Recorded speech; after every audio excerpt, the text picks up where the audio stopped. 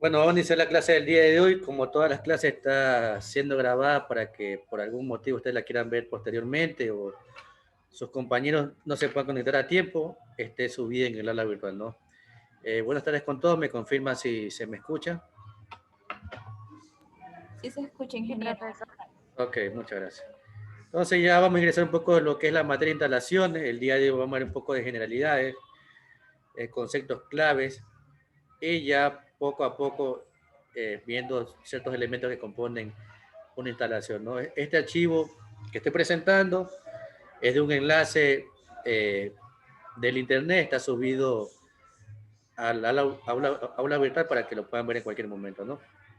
Entonces, antes de iniciar con la diapositiva, quiero que me indiquen en su concepto qué es una instalación eléctrica.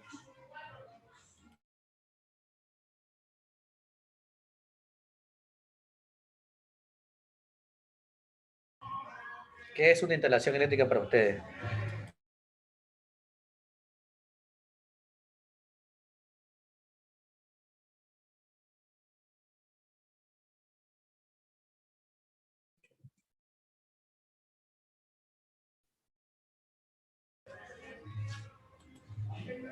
Yo considero que son como por decir el conjunto de tuberías, conductores eléctricos, fuentes de luz y así que harían que, por ejemplo, nuestra casa cuente con energía eléctrica y podamos disfrutar de la luz. Ok, gracias Mayerly. ¿Alguien más?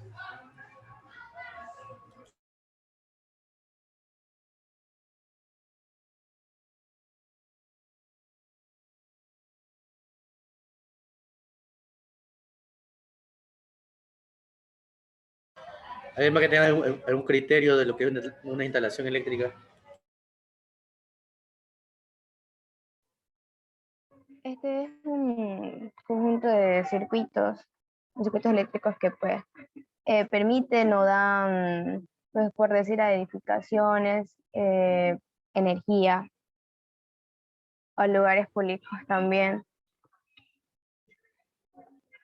Ok, gracias Dayeshi. Bueno, ahí tienen, bueno, la idea clara de lo que es una instalación, es el conjunto de elementos que, que están unidos entre sí, que nos permiten alimentar una determinada carga. En el caso de las instalaciones domiciliares, nos permiten alimentar diferentes electrodomésticos, diferentes equipos, como son los televisores, neveras, lavadoras, etcétera, ¿no? Entonces, todos los elementos que están unidos entre sí y nos permiten que funcionen estos equipos o electrodomésticos forman parte de una instalación, ¿no? Entonces, de forma general, tenemos diferentes, comenzamos con la parte de tensiones, ¿no? Lo que son los voltajes, tenemos diferentes tipos de tensiones o voltajes, por ejemplo, el de alta tensión, bueno, en el país tenemos alta tensión, media tensión y baja tensión, ¿no? Aunque aquí dice alta tensión, baja y muy baja. En el Ecuador se manejan tres tipos de voltaje, baja, media y alta, ¿no? ¿Sí? En el caso de baja tensión se manejan voltajes hasta 600 voltios. Es decir, si un elemento o una carga es alimentada hasta con un voltaje hasta 600 voltios, esta tensión es de baja, ¿sí? Si el voltaje va entre los 600 hasta los 40 kV, es decir, 40.000 voltios, este voltaje es de media tensión, ¿sí? Y si el voltaje va entre los 40.000 hasta los 138.000 voltios, este voltaje es de alta tensión. Solamente en nuestro caso, como vamos a trabajar con instalaciones domiciliares, vamos a ocupar la tensión en baja, es decir, hasta voltaje de 600 voltios. Aunque normalmente en la vivienda tenemos 120 o 220 voltios, dependiendo de la alimentación del equipo o el electrodoméstico, ¿no? Ya en los voltajes de alta tensión se maneja en la parte de generación. Y generación, transmisión y subtransmisión, ¿no? Alimentación, ¿no? Entonces, el proceso para que funcione cualquier elemento domiciliario, en este caso, es el siguiente, ¿no? Existe el proceso de generación, existe el proceso de transmisión y el proceso de distribución, ¿no? En la parte de generación se manejan altos voltajes y en la parte de distribución se manejan bajos voltajes, ¿sí? Se dan cuenta de la complejidad del sistema para poder nosotros utilizar cualquier equipo en la vida diaria, ¿no? ¿Verdad? Es bastante extenso desde el punto de generación hasta llegar hasta la distribución, ¿no? En el Ecuador tenemos, así como tenemos dividido los procesos en 3 etapas, también tenemos empresas públicas, ¿no? Que se dedican netamente a cada proceso. Por ejemplo, en el caso de generación tenemos las generadoras, ya tenemos, ya sea en el Ecuador, caso térmica, caso eólica y caso hidráulica, ¿no? Tenemos la térmica, por ejemplo, aquí las térmicas tenemos la Termoesmeralda 1 y 2, también tenemos eólica, solamente un caso, un plan piloto, y tenemos varias hidroeléctricas, ¿no? Todas estas generadoras permiten aprovechar un tipo de energía para convertirla en energía eléctrica, ¿no? ¿Sí? Todas las generadoras están conectadas entre sí. Y este conexionado de todas las generadoras se conoce como Sistema Nacional Interconectado, ¿sí? Voy a escribirlo por aquí.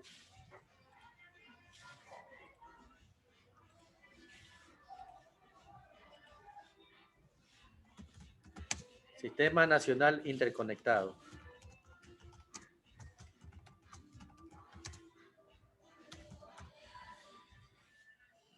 Es donde agrupa a todas las generadoras a nivel nacional, ¿sí? Entonces, cuando existe una falla en cualquier generadora, ingresa la siguiente para no detener el servicio y para poder proveer a toda la población, en este caso del Ecuador.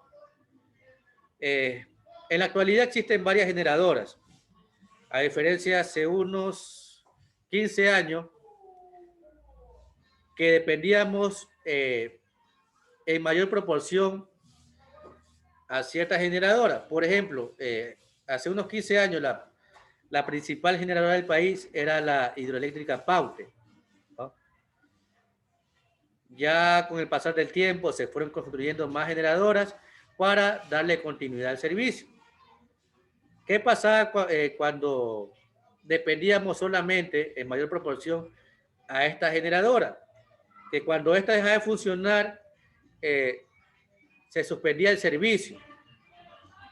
No sé si se acuerdan en el 2010 que sucedieron los apagones a nivel nacional, que teníamos que manejarnos, estar sujetos a un horario para tener energía. No sé si alguien se acuerda del caso.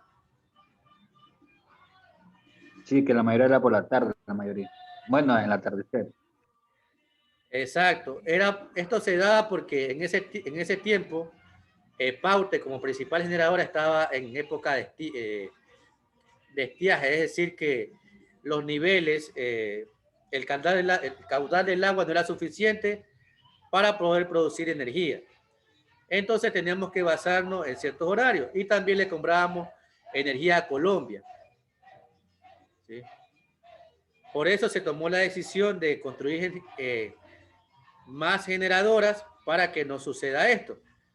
Ahora en la actualidad tenemos un plan piloto que el Ecuador le vende o provee en cierto porcentaje, le vende energía a Perú, ¿no?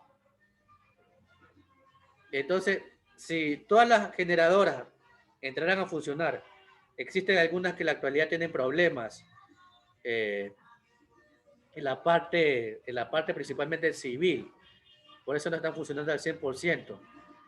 Ya no tuviéramos apagones, no deberíamos tener apagones, y el costo de energía disminuiría, ¿no? Entonces esperemos que con el pasar del tiempo esto se dé para tener un sistema continuo. Entonces, tenemos la generación, tenemos la transmisión, también tenemos una empresa dedicada o maneja esta etapa, que es la Transelectric, ¿sí? Que es el encargado, la empresa pública encargada de la transmisión, y la empresa pública encargada de la distribución es la CENEL. Ellos son encargados de no solamente de distribuir, también comercializar. Entonces, ellos, así como nos proveen energía, también hacen el cobro de la misma, ¿no? Antes todo este sistema solamente lo manejaba una empresa hasta finales del 98. ¿Sí? Pero para que no se genere monopolio, se crearon varias empresas para que se dediquen netamente a una etapa de proceso, en este caso, para entrega de energía eléctrica. Voy a continuar. ¿Sí? Por ejemplo, aquí tengo una hidroeléctrica. En el país, como indicaba antes, existen muchos. Aprovechan la transformación que existe en el movimiento del agua, ¿no? El agua, al moverse a una velocidad, ese tipo de energía es energía cinética. El agua cae, se transforma a otro tipo de energía que es potencial. Este golpea turbinas, ¿sí?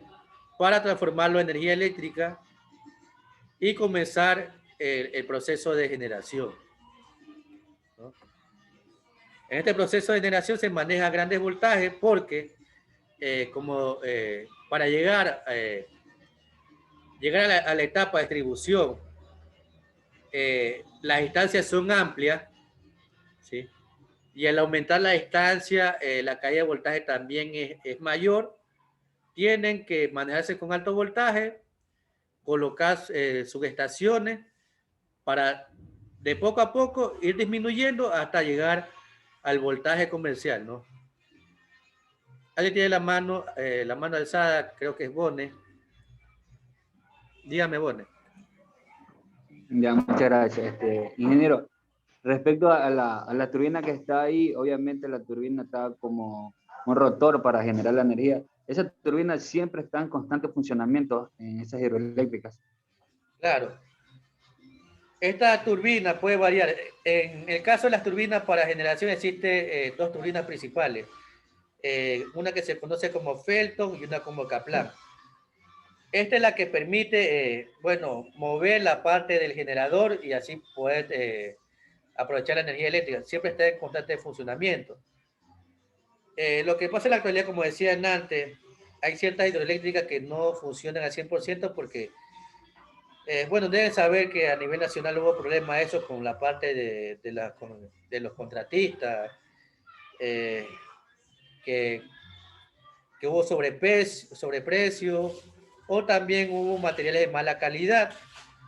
Por ejemplo, está viendo justamente ese día en las noticias, si se intentara trabajar al 100% en una de estas hidroeléctricas, la parte civil, donde se mantiene el caudal del agua, no iba a aguantar. Y iba a causar no solamente daño a toda la hidroeléctrica, sino es una pérdida millonaria. Entonces creo que estamos ahorita en etapa de mantenimiento, de conocer cuáles son los culpables. Ya así mismo tienen que dar la garantía, ¿no? Cuando una empresa hace un proyecto, hay un espacio de garantía, ¿no? En el caso de instalaciones también debe ser así. Usted cuando hace un trabajo eléctrico debe dar garantizado ese trabajo, ¿sí? Y esa garantía solamente entra cuando existe un fallo producto del trabajo que se hizo, ¿no? Entonces está siempre en constante funcionamiento para aprovecharse al máximo. Entonces aquí tengo una hidroeléctrica, tengo una térmica acá, ¿no? Aquí están las partes, ¿no? Tengo las tuberías, la turbina, tengo generador, tengo transformador y ahí que van conectadas las líneas de transmisión, ¿no? Estas líneas van directamente a diferentes subestaciones, ¿no?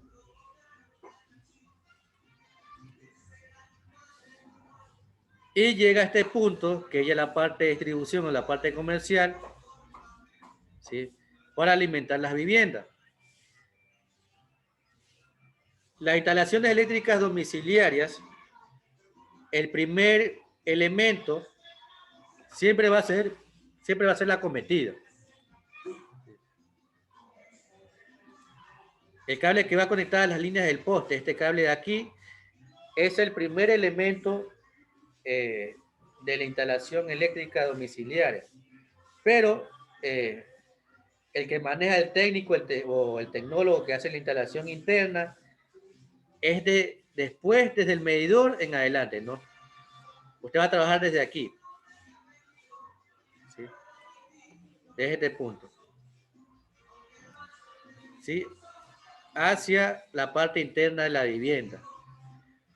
Si existe una falla antes de este punto, antes del medidor, eso ya tiene que hacer el trabajo, el mantenimiento debido la empresa eléctrica. Usted no puede tocar esa parte, no le compete.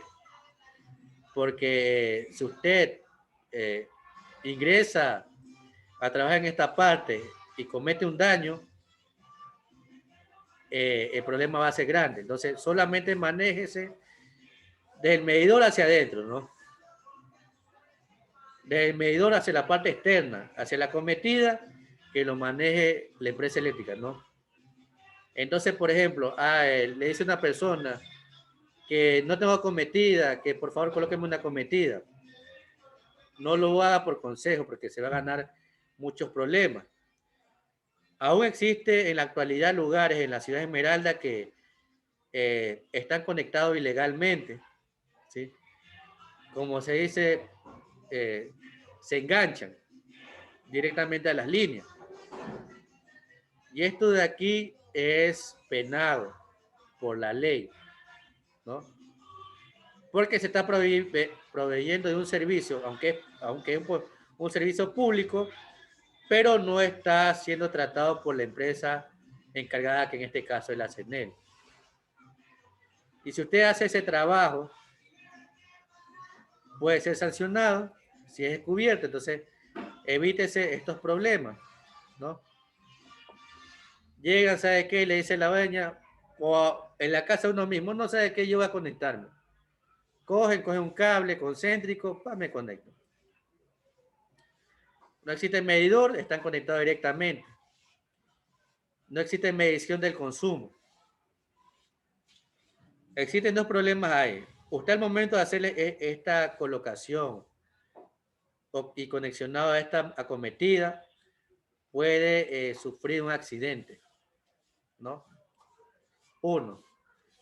Y segundo, si a la larga personal de la CENEL se da cuenta de este tipo de instalaciones que se conoce como clandestina, colocación de acometida clandestina, le van a cobrar una multa, un estimativo. ¿Sabe qué? Ellos se imaginan, ¿sabe qué? Tantos años estuvo conectado ahí. Va a tener que pagar todo ese tiempo. Entonces, haga el proceso debido, pida el medidor, que vaya el personal de la empresa, de la CENEL, a hacer la inspección y le ubique y le instale y conecte la acometida con el medidor debido. Nunca haga instalaciones ilegales, ¿no? No solamente para salvaguardar su vida, sino para evitar problemas en este caso con la empresa eléctrica. No sé si se han fijado todavía que existen este tipo de instalaciones clandestinas en Esmeralda.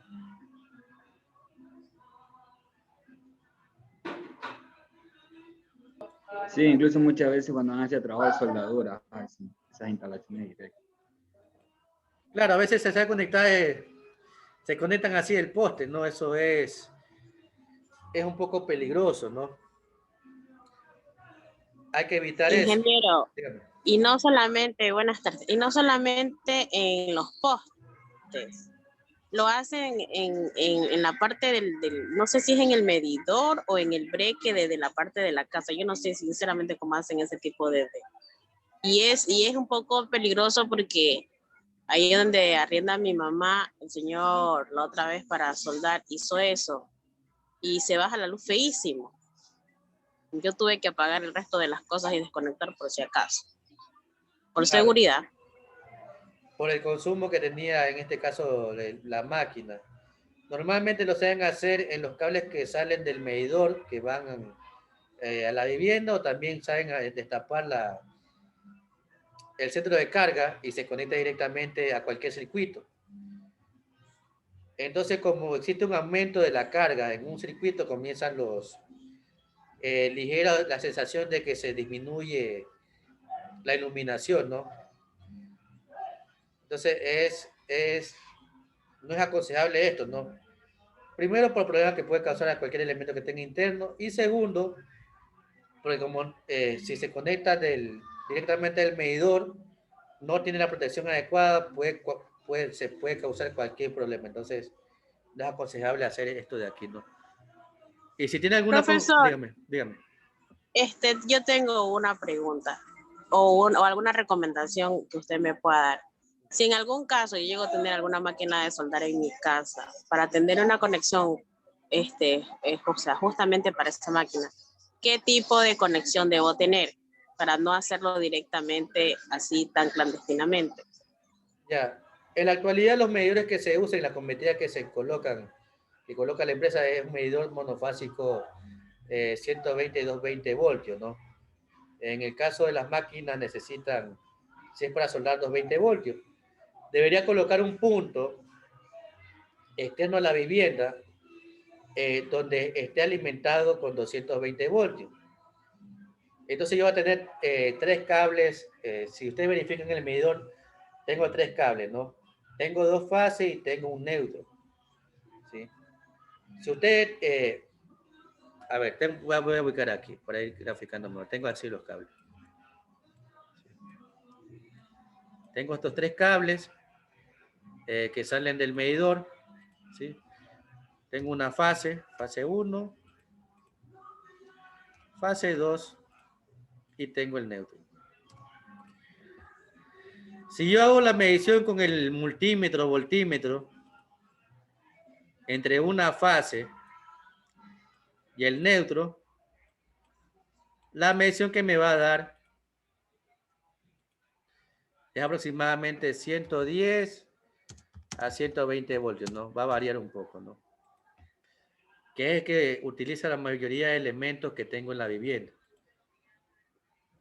Pero si yo necesitara, para el caso de una soldadora, yo voy a hacer la medición entre una fase, voy a buscarla acá, y la otra fase. Si ustedes miden, le va a salir un valor de 220 voltios. Entonces, yo para trabajar por cualquier cuestión que necesita hacer con 220 voltios, tengo que hacer una conexión para 220 voltios. Yo colocaría un toma, ¿sí?, en la parte externa o en el patio, ¿sí?, que esté alimentado con este voltaje, ¿sí?, para que cuando quieran soldar o conecten una máquina 220, se conecten directamente a este toma y no se conecten no se conecten ni al medidor ni al centro de carga. Y también colocaría una protección, ¿no?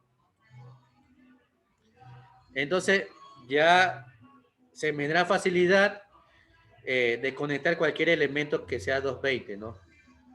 Una protección de los cables, hago el empalme debido, ¿no?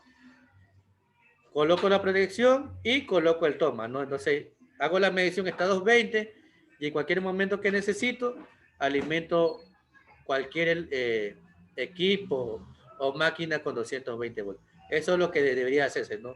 Un punto de conexión para 220 voltios. Ah, ya, profe. Gracias. Como le indicaba, Ingeniero, dígame, una pregunta. dígame. Allí en esa conexión, usted dice que hay que poner un breque. Sí. Ya, ¿de cuánto sería el breque ahí? A ver, para la selección de breque que lo vamos a ver más adelante, va a depender del amperaje que circula por ese circuito, ¿sí? Entonces, para saber el amperaje, ¿no? Si se dan cuenta en el breaker dice la cantidad de amperios, dice 20 amperios, 32 amperios, 50 amperios, ¿no? Todo se maneja, todo depende del amperaje. Y para hacer ese cálculo yo necesito dos datos principalmente. El voltaje de alimentación, que en este caso yo lo sé, ¿no? La verdad que ese no va a variar, que es 220 o 120 voltios, y la potencia que va a consumir ese circuito. Y eso depende de los elementos que se conecten a ese circuito. Por ejemplo, yo tengo un circuito de iluminación. Eso voy a explicarlo más adelante igual, ¿no? Circuito de iluminación. Yo necesito el voltaje, ¿no? En este caso el voltaje va a ser 120 voltios. Ahora me falta conocer la potencia. Todos los elementos eléctricos tienen una potencia de consumo. Si ustedes se van, verifican en su vivienda en cualquier momento, en la lavadora, la licuadora, la nevera, los mismos bombillos, están en un costado, en la parte posterior, una placa característica indicando la tensión con que trabaja, también indica la potencia, que es la parte que me importa, ¿no? Por ejemplo, una nevera consume 500 vatios, ¿no? Entonces esa nevera, la potencia es 500 vatios. Los bombillos, yo sé, por ejemplo, que los focos LED que se utilizan en la actualidad consumen entre 20 y 40 vatios, 20 y 40 vatios. Si yo voy a utilizar un circuito con 5 bombillos, tengo que sumar todas esas potencias, ¿sí? Y con esa potencia, yo hago la operación que más adelante le voy a indicar y me va a salir un amperaje. Voy a suponer, me salió 5 amperios. Con este valor que está aquí, yo voy a hacer la selección y el dimensionamiento de mi protección, ¿no? La protección tiene que ser un poco más alta del valor que circula en mi circuito. ¿Por qué no debe ser la misma? ¿Quién me dice? A ver, por lógica. Es porque es protección para cuando hay un sobrecalentamiento, él salta, protege a los electrodomésticos. Yo tengo mi circuito que que circula 5 amperios. Si yo le coloco una protección de 5 amperios, ¿está bien o no? No, porque no va a proteger. Lo que va a pasar en ese caso, si yo ubico una protección con el mismo valor, se va a disparar enseguida, ¿sí? Tiene que ser un poco mayor y eso vamos a ver en normativa para la selección. Existe un porcentaje, ¿no?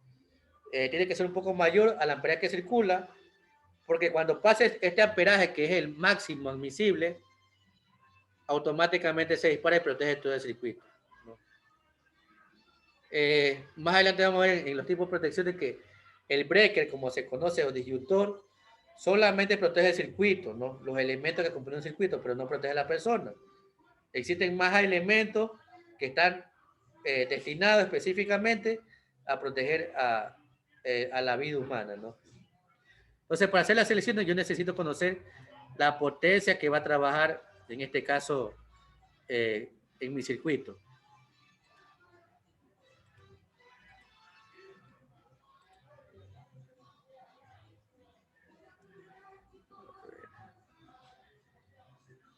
Entonces, por ejemplo, aquí está, bueno, lo que es el medidor, ¿sí? Ya está la cometida, pero yo solamente voy a trabajar desde la parte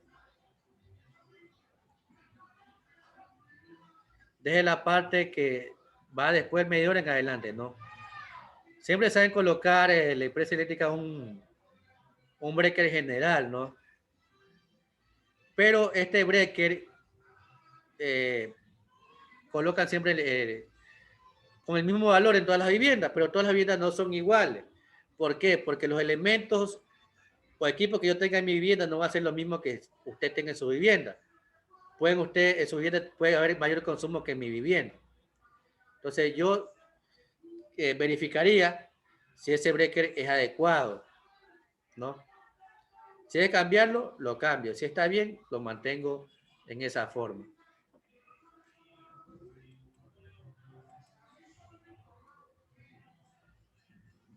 Bueno, aquí está la parte de protecciones. Sí, esto es lo que es el medidor, esta parte de aquí no tocaremos. Y esta parte de aquí, ¿no? Aquí hay diferentes elementos, pero solo voy a hablar de forma general. Lo que se conoce como centro de carga o centro de distribución. ¿Sí? Es la cajita que por lo general está ubicada al ingreso de la vivienda. En ciertas viviendas lo saben ubicar en diferentes lugares. Por consejo y por experiencia les digo, si le toca hacer una instalación, colóquelo al ingreso de la vivienda. ¿Por qué es aconsejable colocarlo al ingreso de la vivienda? ¿Quién me dice?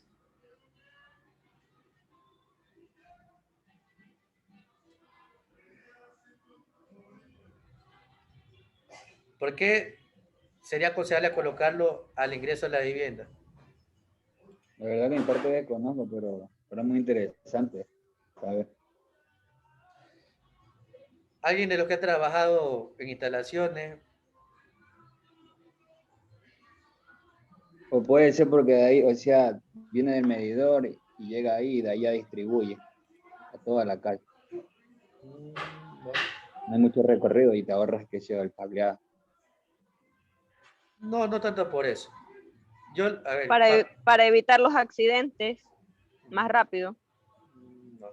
¿Sabe por qué lo que haría en un lugar al ingreso a la vivienda? Porque es el lugar más accesible para todo el mundo. ¿No? Ahí, por ejemplo, colocan esa caja en la cocina. O colocan la caja en un cuarto. No, o sea, cuando haya, qué sé yo. Exacto, cuando necesiten cualquier problema, cualquiera, lo más pronto posible puede manipular la caja. No, cualquiera ya conoce, es un lugar visible. Exacto, un lugar visible.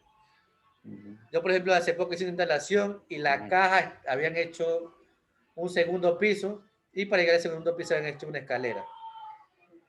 El centro de carga del primer piso estaba ubicado en la cocina, pero estaba metida entre una pared y la escalera que habían hecho.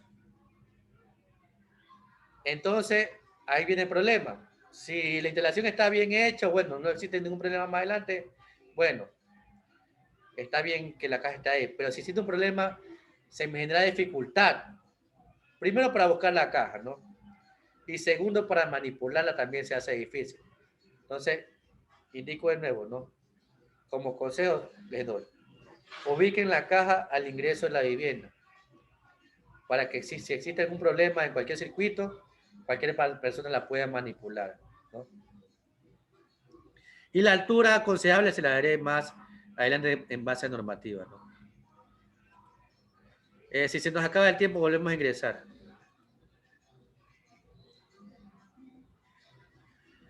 Bueno, aquí está una distribución de circuitos. Aquí dice cocina, de fuerza, de alumbrado. Esta distribución o la cantidad de circuitos depende de los elementos que se van a instalar en una vivienda, ¿no?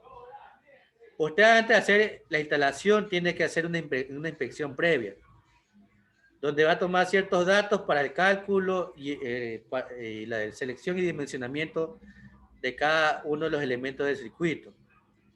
Y aparte de eso, para saber cómo va a distribuir los circuitos, ¿no?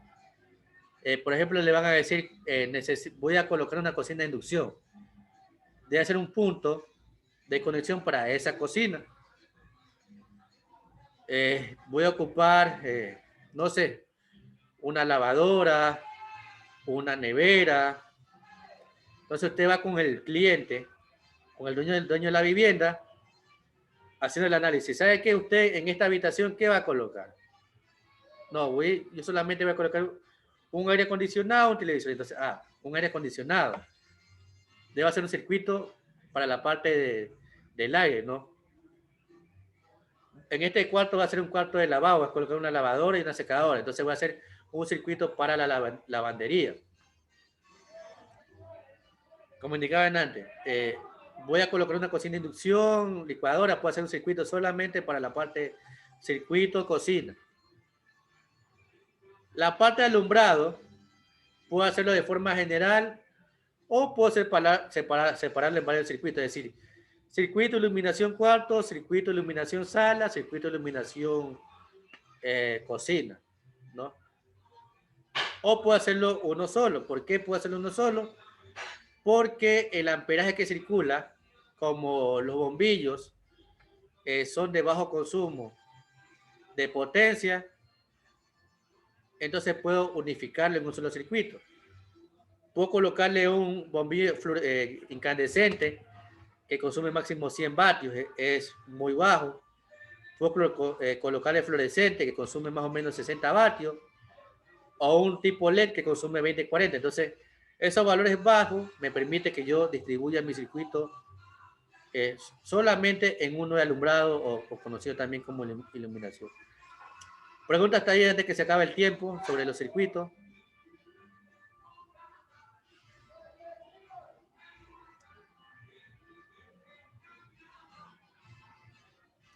No existe pregunta.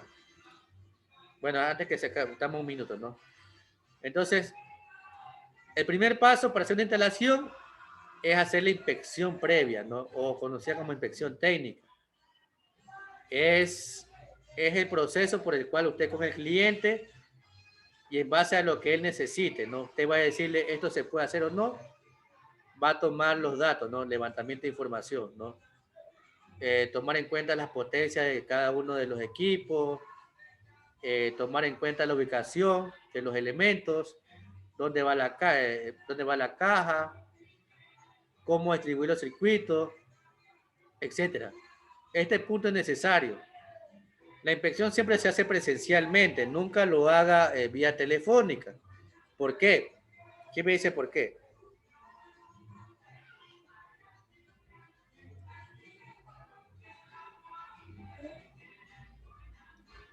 ¿Quién me dice por qué la inspección